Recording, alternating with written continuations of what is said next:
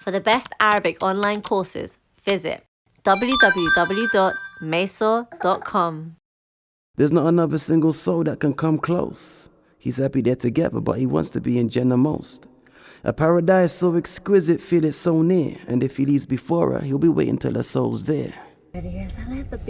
بسم الله والصلاة والسلام على أشرف الأنبياء والمرسلين نبينا محمد وعلى آله وصحبه وسلم تسليما كثيرا. Assalamu alaikum wa rahmatullah wa barakatuh, guys, and welcome to week number 2 or update number 2 of our weekly updates.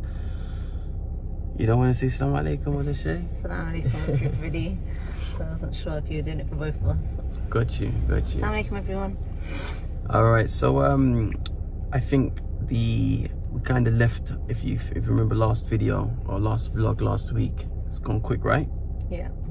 We kind of left it on a cliffhanger because I was literally getting out the car and I was telling him that I'm on my way to see the homeopathic doctor for the bioscan. So let's start off with an update on that. Sure. Yeah. One thing though I would like to say, guys, I have been seeing a homeopathic doctor for how long now, babe? 6 months? Yeah. Or so. So, you know, بإذن ربنا عز وجل, after the tawfiq of Allah subhanahu wa ta'ala, I'm in good hands in that regard. I am speaking to professionals. I'm not trying to just, you know, wing it and just make up things as I go along. And the second thing I want to say is one of the reasons why I was ghost on social media, which I forgot to mention in the last vlog, and that's this. I find it quite challenging when somebody might see a picture or a post that I put up and they will just comment and say, brother, take the chemotherapy, and then they'll just give me all of the reasons why they believe I should take chemo. And I get it, the love is nice, and I understand that the intention of the person saying this message or writing this message is good. They only want good for me, but at the same time, especially if that person's seen me express my distaste for going down that route, then I guess what I'm trying to say is be a bit more mindful about some of the things you say and how it could potentially affect that person, even if you think it might not. You know, when somebody commented on the last video I made, and I said in the video that I don't personally believe that I look sick. No one has really said to me that I've ever looked sick, but for somebody now, especially at such like a delicate time in this whole process where it's kind of touch and go at the moment, for somebody to message in the comments thread on YouTube, and I left it there, still there to this day, brother, you know, take the chemotherapy, listen to what the doctors have said, what you're doing is clearly not working. The person, boy or girl, man or woman, made reference to the fact that people are not telling me the truth, that you do look sick, but people are not telling you that you look sick.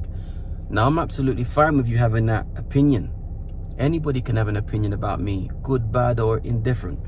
That's not the issue. But the moment now you express that to the world and everybody else, and especially where now I'm actually going to read it, knowing that this journey is hard as it is already, I just don't think that's a wise thing to do. I don't believe that anybody done it maliciously or people do it maliciously, but just try to just be mindful. You know, chemotherapy, although I said it's something that I'm prepared to do, I really don't want to do it. And inshallah ta'ala, we're going to let you know what our next moves are. But did you get what I'm saying, Sam, about people messaging? And it can come across, as much as I don't believe anyone would, but it can come across sometimes a bit insensitive. Yeah, no, definitely. Like, we appreciate all the messages, mashallah, like we get so many, but sometimes it can be overwhelming. Like, even if somebody just keeps bugging and says, why are you not doing this, try that, try this, and it's like, we have been trying everything possible, and there's only so many tablets this man can take, there's only so many things he can fit in his in a day, so it's not. And chemo, while we were considering it at one point, out of desperation, because yeah, we know that sometimes we are trying everything and we think maybe we should try other things, we just know that effects are going to just be so detrimental to Ismail's like condition, and his life, the quality of his life is going to deteriorate a lot because of it. Or it's better to say it's there's a huge possibility. There's a huge possibility. We don't know. La na'rif. Oh yeah, Allahu A'lam. But No. because they want to give him the strongest chemo, It's safe to assume that is yeah. he's gonna have a few side effects. Oh, sorry. No, but one thing I wanted to say though, if you don't mind, Yeah. I wouldn't use the word bugging personally. Okay. You caught that, yeah? Not bugging, but do you know what? Sometimes I'm in a low place, and when I'm getting messages that are a little bit negative, or maybe When you say negative, give us an example. So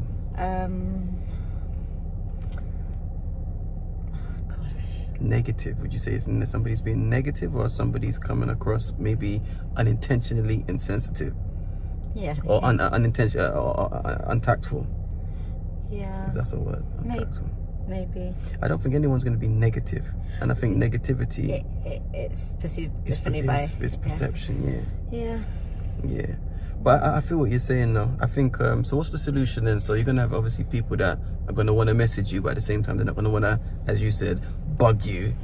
So what do? Do they send you a voice note? Do they not do nothing? Do they No, just... do you know what? At the moment, we just need so much positivity That's in our facts. life. Like, we just need like positive reminders, just positivity from every angle. Yeah. No negativity, no feeling sorry for us, nothing like that. We just need like complete like positive attitude, like positive vibes only. So right now I think that's all I'm asking for. Yeah. Like for both of us. So Yeah. anyone messaging Ismail or myself, just keep everything positive, because the slightest comment will affect him, and Or us. but mainly him. Like, his body can't handle stress, and he is quite sensitive when it comes to people like targeting how maybe he's approached the whole cancer, because he does try a lot, and we have been trying everything possible. Like I said, like mashallah, we've like so many people have sent us like herbal remedies, tablets, May Allah bless them. sour saps, May Allah bless lots of them. different teas and lots of things, but it's not physically possible for him to consume everything in one go and try every single, I don't know, like diet and stuff out there. There's a balance. But one thing I wanted to say, I thought, you know what, let's give some examples of how people perhaps unintentionally come across insensitive. I give a classic example. Example number one. I'm going to give you two. Example number one. There's a person that I know that now and again he messages to see how I'm doing, and that's all love. Alhamdulillah, it's all great. But I can't begin to tell you the amount of times that I've told you that I've gone down. I've mentioned, I've gone down the homeopathic route, or I might mention in a video that I'm going to see this homeopathic doctor, or I'm taking this supplement and that supplement. So then I might get a text message or WhatsApp, and it's like come like A4 page, like text, telling me everything that I should do, and like 95% of the things that I mentioned on it I'm doing already. So it's just like I get like you've messaging me because you've seen an update, but have you listened to the update, or did you just see it and think, okay, khalas, let me just reach out? That there to me is just like, okay, do you know what I'm saying? It makes me feel a bit strange. And another thing is, because I think we've kind of made it clear now that this is the route we're going, and inshallah ta'ala we're going to speak to you about Germany in a sec. To me, it won't make no sense to me for somebody to say, no brother, go on the NHS, go on they're professionals, and it's tried and tested, and they've got stats and data, and I'm like, I've already made my decision. I can't afford anything to throw me off track, because right now I need clarity, and my clarity is what I've decided to do after consulting my family, and obviously before first and foremost the guidance of Allah subhanahu wa ta'ala. So now I think we're at the stage 4 colon cancer. It's a progressive cancer in my liver, lymph nodes, and all the other places. Like, we just need to go forward now. This is where we're going. We don't want to turn left or right, and we're not making no stops. So it's just like, even if somebody out there right now listening to this thinks, you know what, I hear what you're saying, Ismail, I don't think you're making a good decision, that's fine. That's fine. Because we are scared. We don't, like, you know, at the end of the day, we're leaving it in Allah's hands, and we are scared of what is the possibility of what could happen. It might work, it might not work. But we just have that feeling in ourselves, both me and Ismail, that we really want to give this a shot. Like, we really want to give this a shot, and we just want to stay focused on that. Yeah, you know? It's a decision that we're comfortable with, and as I was mentioning, it's not about kind of what anybody else thinks now. It's about what the family, respectfully, what the family have decided to do, and the direction that they're going in. So the best support, whether you feel pro chemo or whatever your stance is, if you want to, just say, okay, Bismillah, may Allah make it easy for you. Just keep making dua. Yeah, just make dua, just be positive. And not just for me, I'm just speaking about anybody that you come across in life. If they're at a pivotal stage in their existence on this earth, and they've decided to do something, you know, just be mindful. That's what I'm saying. Be mindful about how you express your support for that person. That's it. You know what I'm saying? Because you have to support that person how they want to be supported, not how you think that they should be supported. Does that make sense? 100%. But there is a thin line with that one, though. Or about the situation, a person may not even know what's good for them, so they pick something, but they don't even know what's good for them. And I suppose but it's important to listen. You have to listen and ask. Yeah, you have and to just be patient with that person, and really just listen to them. Yeah. And with the chemo, yes, I was so close to taking it when the doctor called me that day. Wait, did they know that? I can't remember. I think I've mentioned it in the past. So we got a phone call that scared us. No. We got the phone call while I was recording. No, we got a phone call before that. Yeah, I told them about. Yeah, I told them about that one. Okay, so when we first got the phone call where it was about to cut out. I told you him spoke about that. I told him about that. So when we got that phone call, we got scared and we were like, let's just do the chemo. This that's isn't it. working. Yeah, and I think that's what I mentioned. Try it out. Yeah, that's what I mentioned in the previous video. Nah. But since then, what happened? I was on my way to the homeopathic doctor. She already said to me, you know, I wouldn't do anything you're not comfortable with. So then I cancelled it. I emailed them and I said, look, I don't want to go ahead. So they said, you know, they're gonna call me in a week's time, or they're gonna just book an appointment, and they did. But let's jump to the update to the bioscan. Yeah. So as you guys saw, the last video ended with me jumping out the vehicle for the scan. And to cut a very, very long story short, I had a bioscan. A bioscan, guys, is some crazy type of technology. I don't know where it comes from, but you literally hold like a rod with one hand, and on your other hand you put down flat on a metal plate, and you have like this it sounds kind of mad, but you have a laser pointing towards your chest. It's just you don't see the laser on your chest, but something's pointing towards your chest, and you have to put these headphones on, and you stay there for like 20 minutes, and it just goes, all you hear is funny noise in your ears, and the lady's talking to me, and I'm hearing this thing in my ear, and I gotta listen and stuff like that. But anyway, it scans your whole body. And it detects any areas in your body whereby it's not operating to its full capacity. It looks at how the cells are vibrating. Because if I understand correctly, every single cell lets off a vibration. This body's bioscan, it scans all your cells. I'm mad today. And it tells you which cells aren't vibrating as they should be, and potentially other stuff like what you're allergic to. You know, there's lots of things that it does. Checks what your intolerances are, allergies allergies, everything. Your stress levels as well. It's a safer way of scanning your body, and it can detect cells like years before the doctors will be able to detect years, right? Yeah, or like ages. I read years, but okay, I'm not out of. That's interesting. I mean, everybody, if you want more details, go Google what a bioscan is. But I've had 2 bioscans.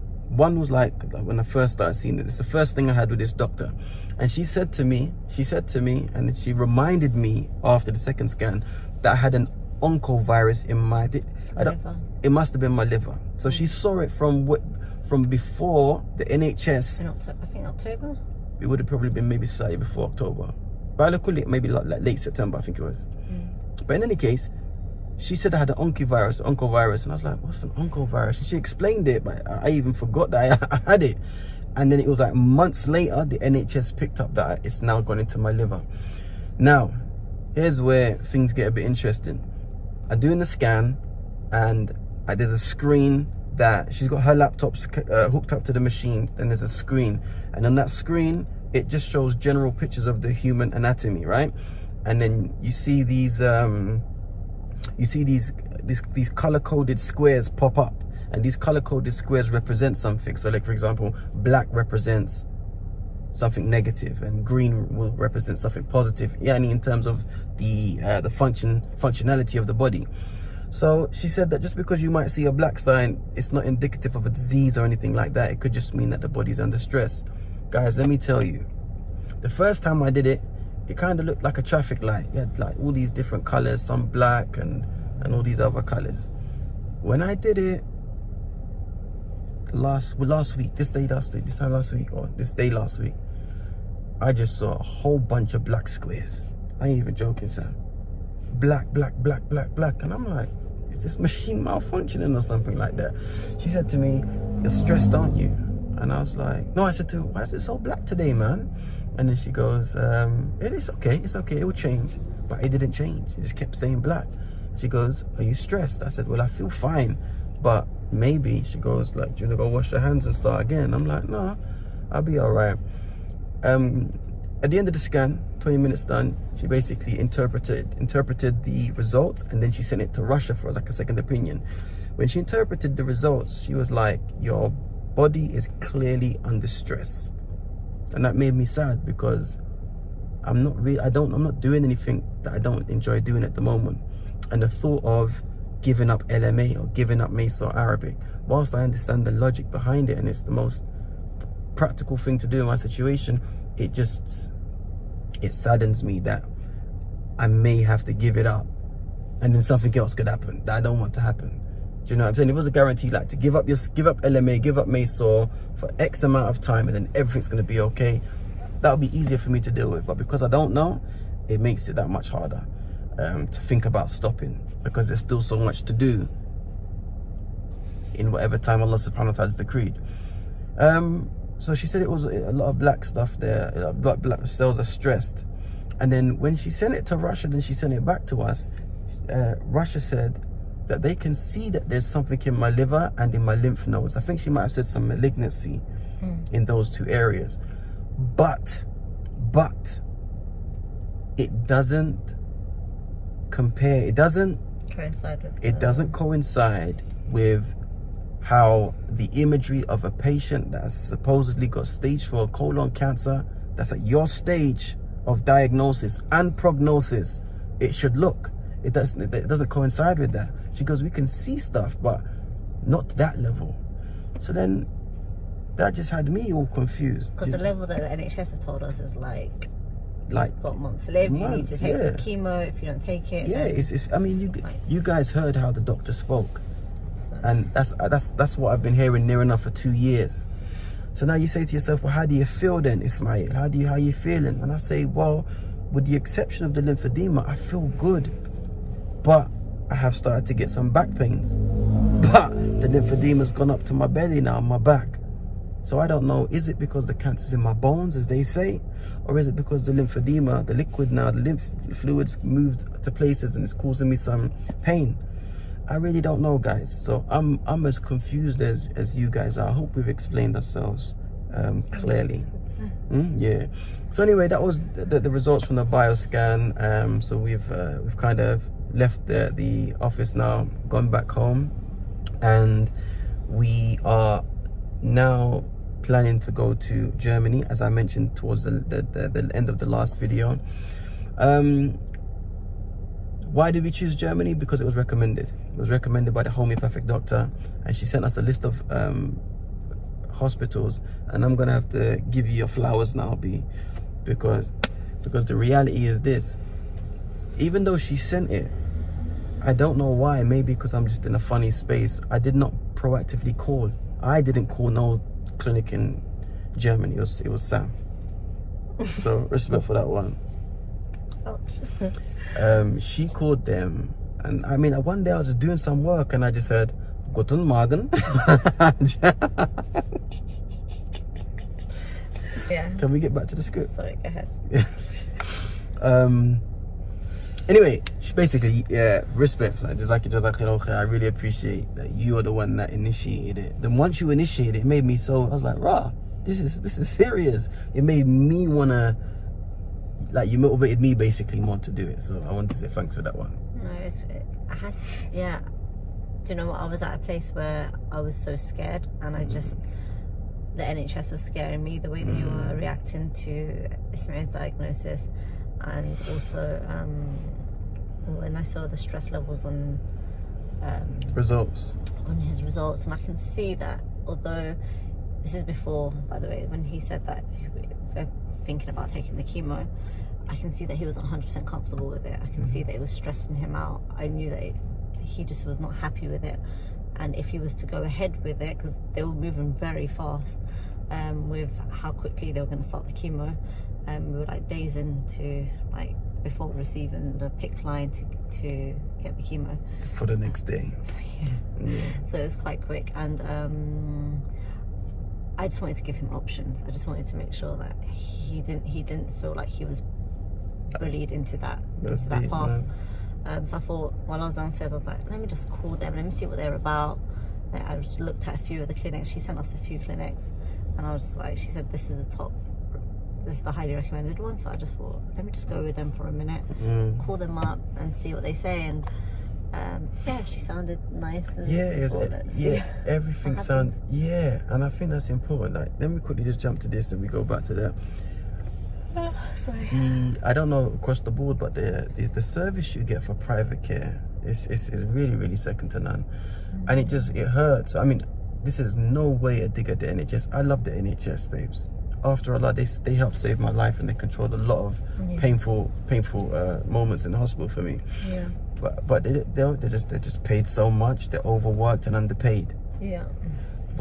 And so when people go to these public hospitals and they get a bad treatment, it's not because the staff are bad. They're probably just people at the end of the day, just stressed out. But when you're paying for a service, especially when you're paying a lot of money, that person's gonna leave there. Do you know what I'm saying? Yeah. At home. And how I feel now, guys, what I'm basically trying to say is how I feel now. Like, oh gosh, I feel like you got your power back. Yeah, but what I'm trying to say is I feel, after Allah subhanahu wa ta'ala, obviously Allah, everything returns back to him and everything is from him subhanahu wa ta'ala, but then after that, if it wasn't for the kind donations and the love and the support of people, right, that spent their hard-earned money so I can have another shot at life, have the opportunity to do this, babes, do you know what I'm saying? I've got the opportunity now to not feel how I was feeling. Some people, they don't have an option but to go to the NHS because they don't have people that are going to spend a lot of money on them to raise money on their behalf to get treatment. There are some people like that. There are some people that got cancer and nobody don't know them. They got no family. They got to go for it alone. After Allah, and then the help of the people out there, Muslim and non-Muslim alike, you guys allowed me to feel special again, like a human being. Like, I don't have to go down that. That's it. It's options. Yeah. It's options. Now it makes me think, you know what, I've got this. I've got this. Bi'idhni later, I've got this. Yeah. So like, whether it was £10, £5, or more than that, I can only ask and beseech Allah subhanahu wa ta'ala by his best names and by his greatest attributes to give you an unfathomable, I'm gonna use that word again, an unfathomable reward, not only in this life and not only in the life of your children, but in the life of their children's children, and for all of you in paradise. Because it's special, man. It's so special. I don't have to think about When we called up the thing, I asked how much it cost, but I only asked how much it cost because I was curious, not because I asked how much it cost because it's like, do we have enough? And the majority of us live like that day to day. Whether it be a car that you want or a house that you want, we ask the price because we can't afford. Huh? People ask about jackets and you're talking about a house and cars. Say again? You want to buy a jacket? What's it? You think about how much it's going to cost Oh, you. yeah, okay. I'm in the house and cars mode. You know what I'm saying? Like, we're gonna get to positivity later, but I still, inshallah, I'm intending to be alive long enough to buy a house one day. But I'm saying, okay, jacket or whatever the case may be. We look at the price and we can't afford it, and it just makes me so sad. But at the same time, I'm so grateful that you guys have allowed me to feel real again. Yeah, do you know what? In life, no matter what it is, never be bullied into making a decision. Do you know what I mean? Like, honestly, like, there's been so many times where I've been told, well, this is your only option, and it's like, no, this isn't my only option. Yes. There's always another option. Yes. Do you know what I mean? And being told that by certain people, like in authority, or whether it's a doctor or whatever it is, you just have to like really seek out your own opportunities and like look elsewhere. Don't always think, oh my gosh, this is my only option, I've got to do this. But in saying that, princess, queen, in saying that, someone might not have another option because they financially can't afford it. No, I'm not talking. It's not about finances. I'm talking about, but the context. No, I hear what you're saying. Yours is general. Yeah. But the context of what I was saying is like, of course, another person that's got, of course, they got no choice but to go. Do you see what I mean from that regard there? Yeah. No, but I was just saying it from another angle. Yeah, no, I feel you. In general, people shouldn't feel like that. I feel you. But I'm just grateful the fact that you guys haven't put me in that position, man. So it's gonna cost was it 18,750 euros for 4 weeks, which totals about, with the exchange rate, 17,000, I think it was like £80 for the 4 weeks. So that's what we're looking at now. They do also offer chemo. Let's speak about that. Which is a gentle chemo. Let's speak about that. That's a separate charge. But but he said it's not too much, right? Yeah, they said it's not too bad per session or per cycle. Yeah, but it's just they give you that option. So I'm not saying we're not going to take no chemo whatsoever. Yes. There might be the chemo option over there, but it's like a lower milder, dosage. It's supported with so much homeopathic remedies to help boost his immune system. That's facts. So it's not just saying we're not having chemo, we're just doing like IVs all the time. Yeah. So that clinic that the clinic that the homeopathic doctor that we're seeing suggested, that's how much they charge, and that's the reason why we are going there as opposed to just gonna get chemo. Chemo is a standard version of chemo for anyone that's got my diagnosis. I'm talking about stage 4 colon cancer in the lymph nodes and the liver and stuff like that, and they just do it on everybody, and then they do it for 3 months or until the person maybe says stop before that 3 months. Then they scan you and then they say yay or nay, it's been successful or not. And the issue with that is that other than the fact that everyone knows chemo kills your good and your bad cells, and there is detrimental side effects, it's that it's just one shoe fits all, and not everybody's cancer is the same. That's crazy, isn't it? Yeah. That's crazy. It's like you got all these different kids in the classroom, and they've got all different learning styles. You're just teaching one way. Yeah. It's gonna maybe work for some people, but some of them they're not gonna get the desired results. Yeah. So the fact that they said to me, and I tell you what the doctor said when we spoke to them on the phone, and I said, now you're speaking my language. I asked him a question pertaining to, to make it clear, asking here a question. The German doctor. Sorry, my bad. You're right. So we had a consultation since, and I asked the German doctor who's going to, inshallah ta'ala, be treating me. I said to him something like, are you confident that if we go there, like, have you had other patients in my condition and it's helped for them? And he said yes, but he goes, I'm going to be real with you. I don't deal with no prognosis. Prognosis meaning the diagnosis is the sickness, right? You have cancer. The prognosis is you have 2 months to live or 3 months to live, from what I understand from the difference of the two terms. So he goes, I don't deal with no prognosis. I'm not going to say that you've got another 2 years or another 20 years because I don't know. And when he said that, I was like, هذا كلام Muslim. that's how a Muslim speaks, you know what I'm saying? Or somebody that is conscious of a higher being. And that's what made me feel comfortable, because sometimes I don't know all, but I asked one of the oncologists, do you believe in miracles? And he had me feeling like I was Majnoon, Sam. Yeah. Like for about 10 seconds, I thought, wow, he just knocked me off my guard for 1 second. Because I believe in miracles. But when I said it to him, the way he looked like to the side, as if to say, I felt like I was in a movie. Okay. Yeah. Like he might be having a meltdown. Yeah. You might not be dealing with this well. Yeah, Was you there when I said it? They offered you therapy after that. Oh, you serious? Yeah. After I said that? Yeah. No, I don't think it was, man. You joker. You're such a joker.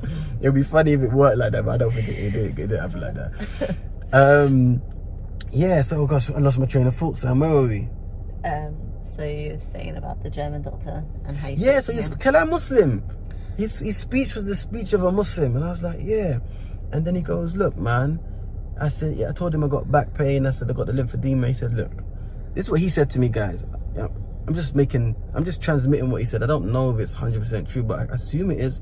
He said, you got cancer in some major organs now, your bones and your lymph nodes. He goes, cancer in your lymph nodes will not kill you. That's what he said. And he could have said, no, it will cancer in your bones. You might like get a fracture in your bone a bit more easier. And I swear to God, guys, No, just tell him around to check on okay. I swear to God, when he said that to me, yeah, for what it's worth, the fact that I felt less terrified of the cancer in my lymph nodes and the cancer in my bones, it meant the world to me. Because now I no longer fear something I don't understand, because I understand it a little bit more. And that's why knowledge is power. Too much can be dangerous, but knowledge is power now. So like, I feel a bit more confident day to day now. I got a boost because I'm like, all right, I might be feeling pain in my bones, or I might be feeling like a really bad situation with my lymph, but it's not going to kill me. I'm just going to have to deal with it. I'm going to have to firm it. And it helped. I swear to God, it helped. He said, what we're going to do is focus on your major organs. And then you think to yourself, well, that makes a whole bunch of sense, because your major organs can eventually stop working and kill you, right? Yeah. So that made me feel really, really comfortable with what he was saying. And then he told us about the IVs. Did he say anything else that you can remember? It was his general attitude. Yeah, it just made us feel so much more comfortable. So much more. And like the process as well, they will be checking him throughout, like every single, like throughout the week. Yes. It's not like we're gonna just do everything and then at the end of the 4 weeks test you. Yeah. So they're gonna see how everything's working, adapt it as they go along. Yeah. It just seems so much more natural, and it made us feel like a human again. That's it. That somebody actually is gonna treat him as an individual and not just another cancer patient. That goes back to why I was grateful, because I feel after Allah, the people have given me that opportunity, that feeling to experience that emotion. Yeah, I'm saying that was special. And like Sam mentioned a little while ago, they do chemo, but it's a low dosage chemo, so it will, it won't just kill everything and have you these detrimental side effects. It just makes sense to me. I'm not scared of chemo. I'm scared of putting poison in my body. That's what I'm scared of, and becoming, with nothing to support you. Not just nothing to support, because I could still be doing the chemo and the natural stuff, but as aggressive as it's gonna be, and the potential ramifications of things not working no more, that it just doesn't seem right. It just didn't feel right at my chest, So that's that. So they do chemo there. It might be low dosage. What their exact regime is going to be for me, and I don't know. They're going to, after we obviously finalize everything, inshallah ta'ala, it goes ahead. And I do request you humbly, guys, to make dua that it does go ahead, and that Allah protects us and Allah subhanahu wa ta'ala protects you all. I don't want it to drag out too long.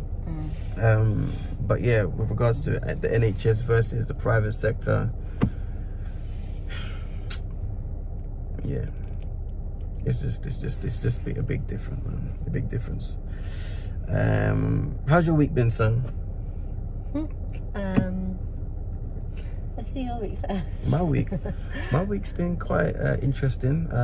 With regards to health-wise, I've you remember started to get the lymph, what I felt was the lymph going into my back, which is causing me pain. So right now I'm just taking like at least one paracetamol a day.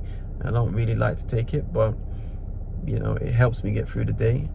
And when I don't take it, sometimes I'm in a bit of pain. She's had to massage me a hell of a lot recently. Yeah, my other leg started to swell up a bit for the lymph. But apart from that, I'm okay. And I feel, like I said, as we just mentioned, I feel really positive and optimistic about the future and where we're going and how we're choosing to handle this the situation. But what was interesting though, two or three things that we've done that I think we should share with them, just to like wrap it up. Okay. Hopefully you guys, if you're not, you can implement this yourselves. But the first one isn't. The first one's personal. The first one that my you told the story actually. You told me it. Zaki, when he said about he wanted to buy something. Like I gave him £5, innit? Oh gosh. So the day I had to go to see my doctor, the NHS, on Tuesday, I didn't go, by the way, but my Zaki had an appointment, so he was a bit emotional. Why is mummy going to an appointment with daddy? And I got my dad to go with him. But I was like, no, we have to let... That sounds really horrible. Yeah, it does. I said, but you have to let him grow up and feel this emotion that sometimes we're not always going to be together. And if we do go Germany, then he's going to have to... Do you know what I'm saying? Yeah. And he's in good hands. Yeah. So we kind of want to ease them into being around family a lot more than just me and him. Exactly. Because, like, obviously, I'm busy with Ish, and we may be traveling, and we're not going to see them for a little while. So, but not just that, just in life though. Just in life, And he cried, which is normal. He's normal. Broke my heart. Yeah, but I was like, no, it's good. So, like, a little bit of pain is good in life sometimes, because that's what helps you to grow.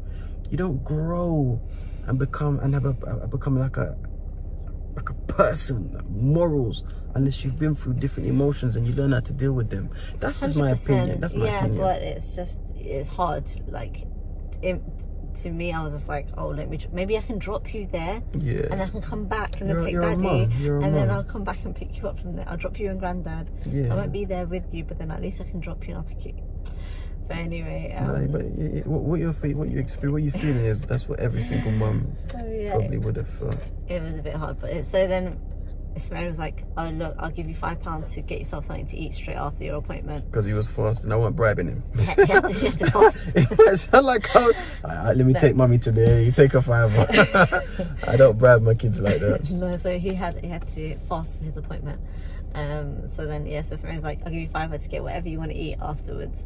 And then so later on, I think granddad got him food, or however he must have got food, didn't have to spend the £5. So when he got home, he was like, Mum, you know I've got £5, can I use that £5 to buy myself some credits on my PlayStation? And I was like, why would you want to do that? Like, why would you want to spend your £5 on PlayStation? He goes, it doesn't matter, because I've got a bit of money in my bank account, so £5 is not going to make a difference.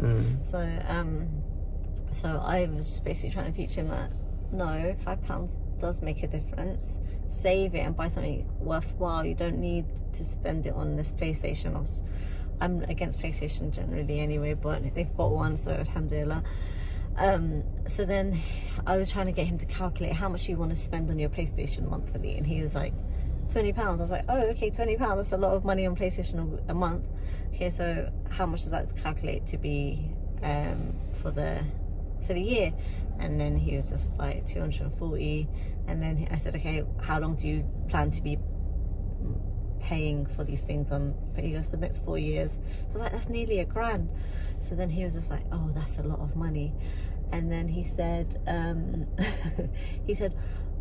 So I said to him, what do you want to do in the future? He's like, no, he said to me, sorry, well, I'm going to be a businessman anyway, and I'm going to have money. So I was like, oh really? What are you going to be doing? He's like, I don't know, maybe teach Arabic or something like daddy. And I was like, oh okay. He goes, I just want to not have to think about money, like, like if you want something, you can just buy it. Or That's where he's mistaken, by the way. He got that bit a bit twisted. I wish it was that easy. But in the child's mind, he's like, oh, mommy just goes online and she buys whatever she wants. Or he's like, you just go online if I want shoes, and then you get me the shoes easily. You don't have to think about it. I'm going to be like that, so it doesn't matter. I can spend whatever I want on my PlayStation, because I'm going to make it. I'm going to be a big I'm going to be a big businessman like daddy. And I was just like, okay. That touched me. So then I said, where did you get this idea from? He goes, just watching daddy. So I told Ish the story, and that brought tears to my eyes, because it's like, he's actually observing. He's not only is he observing, and he's picking. There's observing, and then there's almost like now he's starting to think like this is possible, and that's the gift. That's the gift. The gift is giving children the belief that they can do something. Yeah. That is the gift. And it's nuts, because I'll tell you why it really made me like get emotional, babe. Every stand-up man, not just a Muslim, every stand-up man will want to be a positive influence in his son's life. Yeah. Everyone. I think that's kind of like universal, unless you're a deadbeat. And because of everything that's happening, I'm scared that I won't live long enough to teach him, or to allow myself to teach him, of course, but to allow him to be proud of me. Do you know what I'm saying? Like, I think, but maybe if I achieve X, Y, Z, and then maybe he's like 50, then he'll be proud because, oh, daddy's got this and daddy's got that. This is just my deep inner raw thoughts, babes. Yeah. But for him to be 8 years old, yeah, and for him to have felt that about me now, and I'm trying to chase that, it made me cry. I was like, wow, I'm doing all of this so that's one of the feelings I get at the end of it, but I'm already there. And it made me just check my blessing, man. I was like, wow, I just wanted to hug him. So that's one of the things that I experienced this week, guys, and it was absolutely tremendous. And I'm sure some of you guys can relate. Fathers, brothers, speak to your kids more, man, and find out if they're proud of you, or do you know what I'm saying, what they want to be when they're older, or and just give them the gift of thinking that anything's possible, because they see it possible through your actions. Do you know what it is? It's also, the kids are very observant, aren't they? And you talk to them a lot about business, or he talks to them about email funnels and guys, it's not everything normal. To do with, like, it's not normal. Like, we don't have we don't. The kids know. It's like they're employees. It's like the employees of the company, man. It's like a very unnatural way in 2020 to raise your children. Well, maybe it's not. Maybe it's unnatural to us because we weren't raised like that. Maybe it's normal to some other ethnicities, but like, I literally, not like scheduled lessons, like, guys, get out of bed. I'm not like that. I'm not like that, no drill sergeant. It's organic. So meaning, if I'm in my bedroom and I'm writing on the board and I'm saying to Sam, listen, bow, and then every day. Yeah, you have to, man. You have to stay sharp. And then one of my kids walk in. I'm no longer talking to Sam alone. You're involved now. Guilty by association. You're gonna learn and you're gonna benefit. And then I ask questions about what I say. I don't expect any of my children to memorize or even remember anything I said this a little while ago. But you know what? It's not about memorizing it. It's about planting the seed. Yeah. Planting the seed. That's it. I'm not telling you to become an entrepreneur. I'm not telling you to take over Mysore when we get older. I'm not telling you to go into education. Be you. Do whatever makes you happy, as long as it's obviously in the field of the halal. But I'm going to plant this seed that should one day you want to nurture that seed, it's already there for you. That's the gift. That's the gift. It's not a given that I'm going to leave a load of money and loads of security, or none of us for that matter. No. Parents, none of us. But there is something that you can 100% leave, and that's the seed of life. Plant that seed of life, the seed of belief in your children. And when they grow up, the chances are that my hope is this: the chances are when my kids grow up, they're going to want to just naturally start a business. If they want to make money, they're not going to think about, okay, is there any loan companies that, no disrespect, by the way, no disrespect, but I don't want that for my children. I don't want that for my children. And I think if we're honest, none of us want our children. We want our children to be happy and successful, you know, wanting as less as the least amount of things as possible from people in this earth, and only relying on Allah subhanahu wa ta'ala. But when your situation is not like that, that's when your trust and your reliance on creation can come in. Do you know what I'm saying? I don't want my daughter, if she doesn't want to go and look for a job, have to be in a position that she has to get a job because she doesn't have the skills or the mindset or the belief that she can actually do it. I don't want that. If she chooses to be an employee, laha dhalik, that's her business. But I want to plant that seed, and I encourage you guys to do the same. Why did we start speaking about planting the seed? We're talking about Zaki and how he wants to be like you.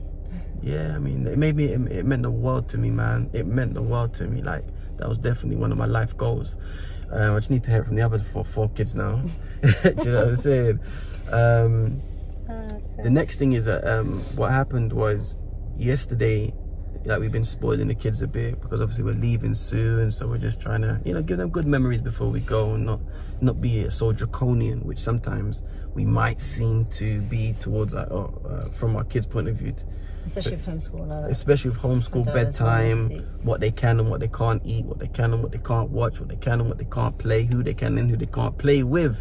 Sound like I was going to do a poem, innit? But that's how we are. So we loosened up. So he's playing computer like literally all day. And then it come to the time I was like, Z, you got 25 minutes left. She's like, okay, cool. He didn't mind because 25 minutes sounded like a long time until 25 minutes was up. When 25 minutes was up, he started crying. And then, like, I didn't even say much, you know. He turned off the computer, but he was soaking and crying. I was like, son, if this computer game is causing you to react like this, then this computer game is not good for you. Facts. And then he still wasn't getting it, and I was like, usually I would have probably got a little bit upset with him and disappointed, but for some strange reason I wasn't upset. I was just observing his behavior, and I was like, Habibi, let me explain why we've taken it off. So I explained all of the reasons why we switched it off. Then I asked him, do you agree with each of these reasons? He's like, yes. So I said, in that case, you shouldn't be upset because you're on my side. Do you know what I'm saying? You're on my side. And he was still upset a little bit, but within a couple of seconds he was laughing again. And it really occurred to me that a child only acts based upon its perception of things. It's our job to teach them the correct perception. Don't get upset with your child when they start crying when you say, huh? That's deep. It's super deep, Sam. It's super deep. Yeah. It's super deep. And it's like I've mentioned in the past before, to you definitely, when you tell a child to focus and you get upset when you're trying to read or teach them something, you haven't taught them how to focus. Yeah. They don't know what focus is. They only know what focus is. Somebody was shouting at me when I'm just trying to be me. Do you know what I'm saying? No, not you. I'm just saying, child. Yeah. Pay attention. Teach them how to pay attention. Do you know what I'm saying? Yeah. Teach your children how to react in a situation where they've been playing computer all day. They've had to go about £5 that week. Do you know what I'm saying? They've been spoiled. They slept in their parents' bed one of them days. Yeah.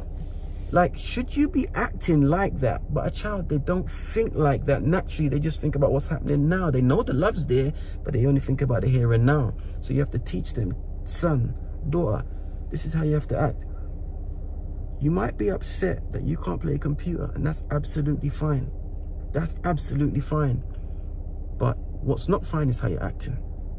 You can want to play computer and maybe play it tomorrow, play it next week. But how you're acting right now is not the correct way to act. And then you get them to think about all the things that they've been given, not to make them feel bad in like in a malicious way, but didn't you get £5 this week? Yeah. Didn't granddad come all the way from Purley to Strem to take you all the way to Tooting this week? Yeah. Didn't you get to play computer games for a lot? Yeah. Didn't you get this? So you're getting all of these things, and just because you can't do this now you're acting like, is that fair? And I got him to see it from my point of view, instead of just shouting at him, which most of us do as parents, expecting the child to understand our point of view because they should just understand it. And that is absolutely wrong. Nobody's born like that unless you're like a special baby. Do you know what I'm saying? It's our responsibility to don't discipline your children, but discipline them in the correct way. Do you know what I'm saying? It just makes so much sense. Teach them to be grateful. Yeah. I think kids forget. They forget. Especially nowadays, because everything's so easy to access that they It's don't. deep. Yeah, It's deep. Everything's so easy to access that they don't really feel grateful for when they get things anymore. It's deep. It's so deep. It's so deep. But I think you're right. I think one of the things that are like unique in most adults and not really in children is that emotion of gratitude. If a 6-7-year-old child's really grateful, you'd be like, whoa, they're kind of mature for their age. So imagine if we started teaching gratitude to our kids, teaching them what it is in a fun way, of course, in a Meso way, in a little Meso way. So that was really nice about my week. And you see, you got me talking now. There's one more thing. Wave there, Emily, blank me. That was that. And public speaking, I'll let you do that one. Why did we even start doing it? Oh yeah, that's it. Yeah, I started singing, right? Started singing, I think I started singing to one of the kids, saying that, to KK, saying that I'm so proud to be me, or like I was telling her to say it, I'm like a positive affirmation, right? I'm so proud to be me. And then I went to one of my daughters and I said, are you proud I said something about, are you proud about who you are? Or are you proud about yourself? I said, give me some reasons why you're proud about yourself. She couldn't give me one. I said, oh boy. Yeah, but before this happened, after you were speaking to Zaki about him being grateful and all of that, you spoke about oh, it's close. That's 3 times I waved to him, 3 times he blanked me. He ain't getting another wave again. I'm just that's trying to be a good neighbour. But hold on, let's go back. You better crop these bits out. Right, hold on. Yeah, so he was speaking to Zaki about being grateful, and then telling him about being positive as well. And then so that's how it started. So you got Zaki to get up there and try to, basically say, you're right. That's like, how it went. I'm a positive. Just say some affirmations. Yes. And you're Zaki right. was being a bit like, he wasn't showing so much confidence. No, he was absolutely shy. He was bending down and hiding behind the door, laughing. He couldn't get the words out. Yeah, and then we did it with him. Then our daughter Ruqayya was just like, I'm positive. Yeah, she was. It was just me and her in the room. When she's on the stage, it was just me and her. She wasn't fazed by nobody. She kept a straight confident face, and confident. She was really good. And then we got Hannah to do it, which she was happy doing it, and then Mariam. So it was a fun little family thing. It was beautiful, and you guys should try it if you got some kids, man, because it teaches them to be confident. Do you know what I'm saying? Obviously, it's a different kettle of fish when you're outside in the public, but still build that skill. Starts at home. It does indeed, man. Hopefully try and make it more of a regular thing and get them to present things to us next time. I used to get Zaki to present things to me after he did some work, just to show me he understood it. So, but that's a beautiful gift, you know. I need to get them to do it more often. And with everything happening at the moment, I've just been feeling not on top of it, so I haven't been doing things like that with them, which is beautiful gifts, man. Yeah. I swear to God, man, some of the most beautiful gifts that we can give other people is giving a child a good upbringing, you know. No, I'm being so serious. I'm giving a child a good upbringing, teaching them confidence, teaching them gratitude, teaching them love, affection. So tired. So when Mariam went up there, that's when she said, She was acting all shy, and I'm like, you're 13 years old, going to a very, very prestigious school. You shouldn't be acting like this. I asked her a question. What's your name? Mariam. I said, pardon? Mariam. I said, no, say my name is Mariam Beaumont. So she had, she will complete it. Then I say, how old are you? 13. Pardon? 13. No, say I am 13 years old. Then she would say it. Then I say, for example, where were you born? You might be thinking I'm militant. No, but what it is, she goes, London or UK or whatever. I say no, because this is the difference. This is the difference between how a child and an adult speaks.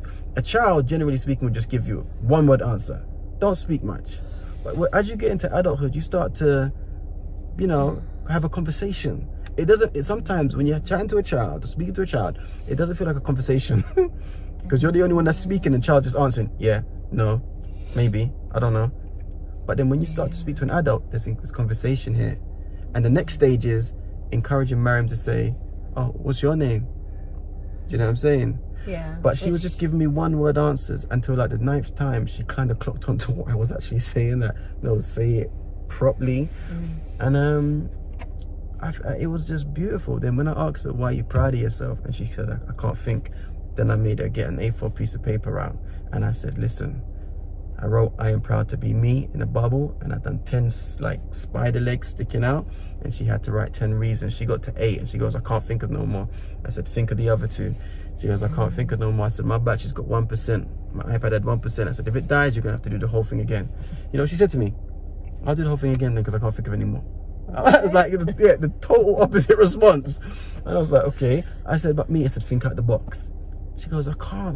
But the way she was saying, I can't, I nearly believed her. I nearly believed her. And then she went, oh, that's the light bulb happened. She wrote it down. Then she goes, that's it, I can't think of no more. I said, think out the box. She went, ah! And then I said to her, you know the beauty of the whole experiment? Other than her saying why she's proud of herself and actually seeing it, you know, the beauty was she limited herself and then she ended up doing it. Yeah. And I said, you just said that you can't do it and you just proved it yourself that you wasn't correct. That there was the lesson. So now she might be in another challenging situation in life and she won't be so quick to say I can't do it because she's had an experience before where she felt like that, but then she gritted through. That's what our job is as parents. This is what we have to be giving to the kids, you know. And that's what I wanted to share with you guys. Please go and ask your kids, are you proud of yourself?